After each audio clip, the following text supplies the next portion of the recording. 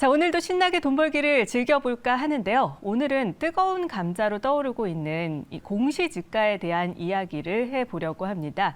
이 공시지가에 대해서 과연 지금 상황은 어떤지, 그 흐름, 부동산의 상황은 어떤지, 어떻게 변하고 있는지 우리가 그 지점을 잘 알아야 할 텐데요. 부동산 사이클 맥을 제대로 짚어보는 시간 마련을 했습니다. 잠시 후 돈이 흐르는 스토리에서 만나보시면 좋겠습니다.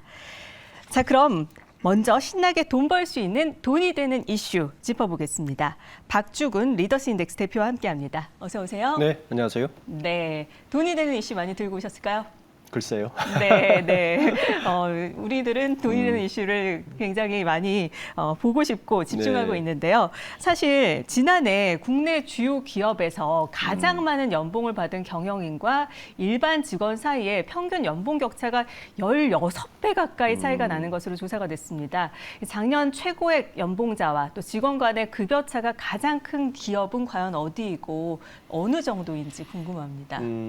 평균 16배 정도 났는데요. 이제 가장 큰 기업은 무려 108배 정도 났던. 108배요? 네. 와, 회사 다니기 힘든데요. 근데 그 기업의 직원 평균 연봉이 1억 1,400이에요. 네. 네, NC소프트입니다. 네.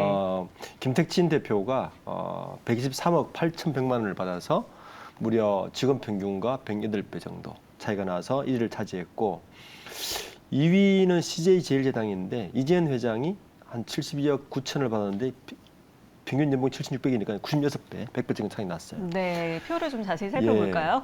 3위도 NC소프트부터 이마트죠. 이마트 정용진 부회장이 36억을 받았는데 네. 지금 평균 연봉이 4,500이니까 80배. 4위는 호텔신라 이부진 사장과 직원과 평균 격차가 68배.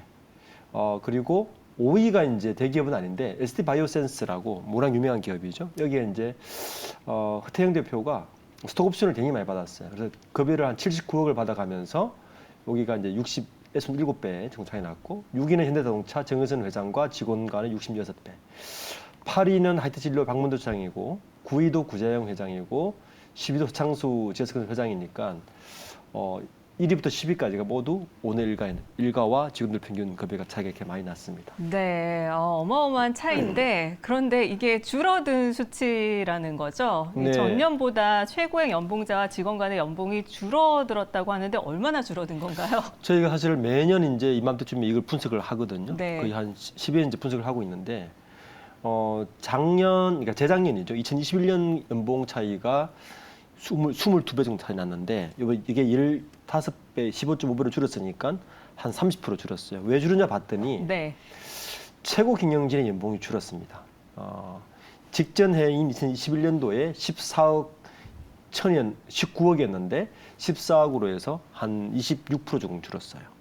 반면에 직원 연봉은 오히려 늘었습니다. 그러니까 네. 직전 해에 8,600 정도에서 평균 9천만 원으로 한 5% 증가하면서 이 격차가 줄게 된 거죠. 네, 그렇군요. 그래도 우리의 바람은 최고 연봉자의 연봉이 좀 더 줄어들고 직원들의 연봉이 늘어나면 네. 좋겠는데, 사실 최고 연봉자 전문 CEO보다는 오너 일가들이 저는 눈에 더 띕니다. 이 주가 배당금에다가 또 높은 연봉까지 뭔가 개선의 여지가 없을까요? 결론은 없답니다. 네? 네. 없다고요? 예. 왜냐하면 네. 이제 이 5억 원 이상의 연봉자를 공시한 지도 이미 한 7년 가까이 됐는데, 이제 금감독원에서 왜 그 정도의 급여를 주느냐에 대한 근거 자료를 제시하게 돼 있어요. 네네. 물론 공시 들어가면 다 돼 있는데, 사실 가보면 그렇게 이해가 되기 쉽지 않은 구조로 돼 있습니다. 네네. 왜 똑같이 경영을 했는데 전문 경영인과 오너의 급여 차이가 10배 차이 나거든요. 그러니까 뭐 그거를 오너라고 해서 많이, 물론 배당금도 가져가지 않습니까? 네. 그래서 뚜렷한 기준도 없이 오너이기 때문에 그 정도로 책정했다는 이유밖에 없는 거지 다른 이유가 없습니다. 그래서 당장은 아마 이 정도 차이를 줄이기는 어렵다 그렇게 생각합니다. 네, 오너 일가를 위한 기준이 없다라는 게 참 기준이 정해져야 되는 거 아니겠습니까? 네, 그렇습니다. 네, 이번에는요, 우리가 사랑하는 라면 얘기를 좀 해볼까요? 삼양식품이 지난해 역대급 실적을 기록을 했습니다. 우리나라 사람이라면 라면은 사랑이다라고 이렇게 말을 하는 사람도 많지만, 그런데 해외에서도 이렇게 실적이 놀라운데요. 불닭볶음면 인기가 해외에서도 견조한 걸까요? 굉장히 인기가 있어요. 예상보다. 네. 작년에 그 삼양식품이 해외 수출한 금액이 한 5,500억 정도 되는데 그 중에 불닭볶음면만 80%가 수출했어요. 와. 그 해외에서는 네.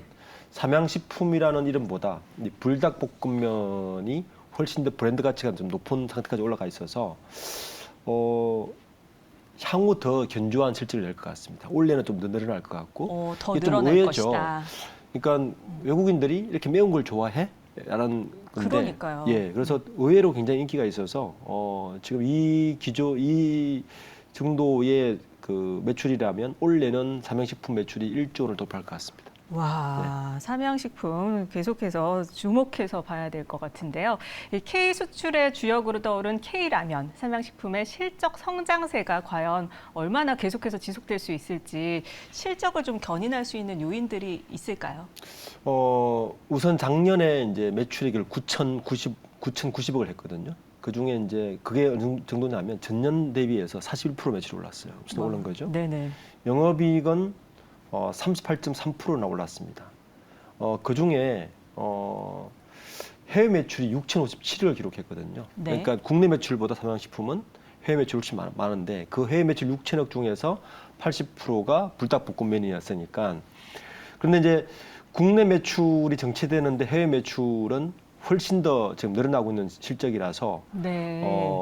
지금 이 추세대로라면 올해 예상 매출이 1조는 뭐 가뿐하게 돌파할 것 같고요.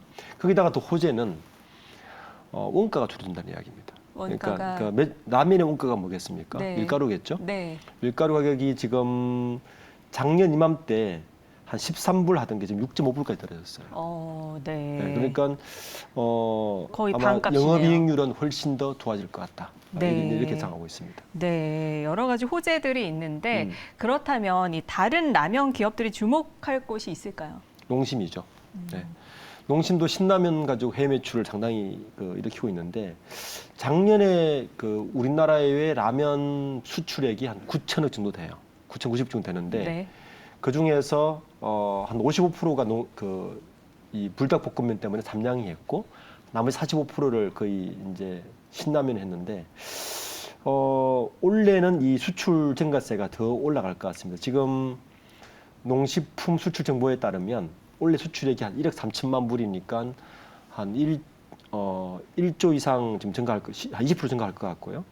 여기에다가 아까 말씀드린 대로 그 소맥 가격이 6.9달러대로 지금 지난주에 거래를 마쳤거든요. 네. 작년 비해서 딱 반으로 줄었으니까 영업이익이 견조하게 올라가서 농심은 올해 매출액이 한 3조 4천억에 영업이익 또 한 33% 증가할 것 같고 네. 삼양식품은 올해 매출이 한 1조를 가뿐히 넘기고 영업이익도 한 30% 증가해서 벌써 이미 그 주가에 상당히 많이 반영되고 있는 것 같아요. 네, 그렇군요. 정말 해외에서 한국 라면의 인기가 심상치 않아 보이는데요. 네. 어느 정도인지 궁금합니다.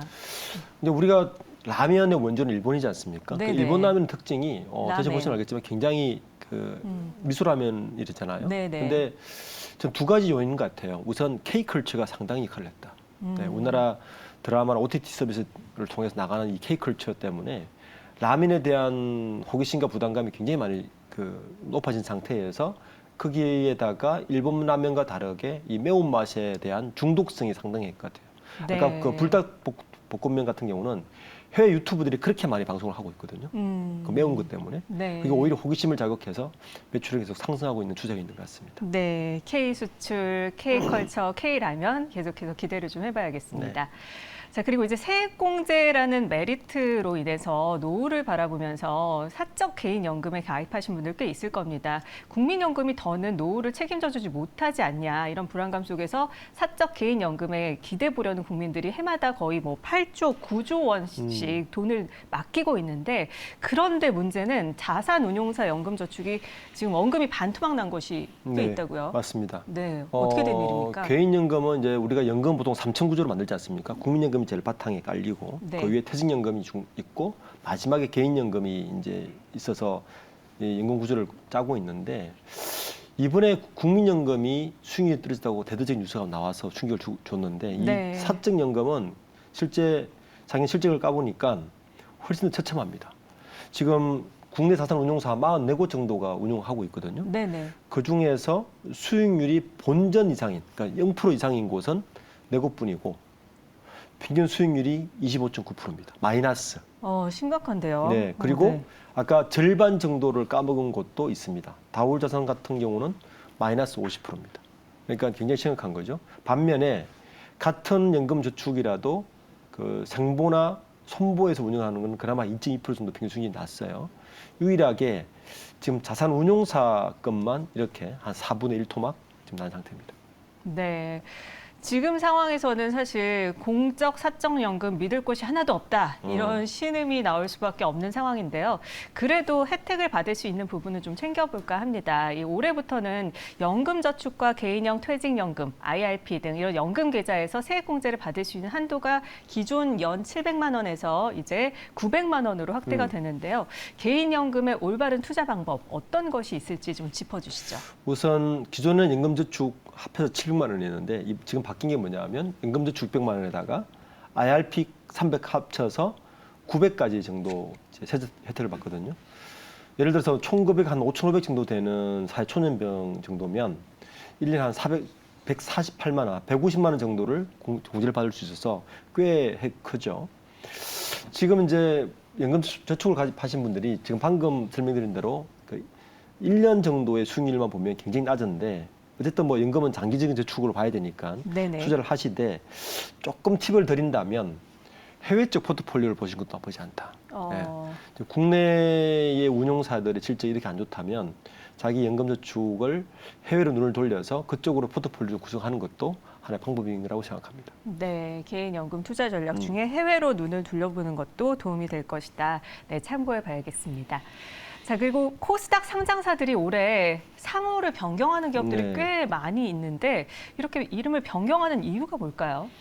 요즘 개인들도 개명이 되게 쉽죠. 네. 개명하는 이유가 뭘까요?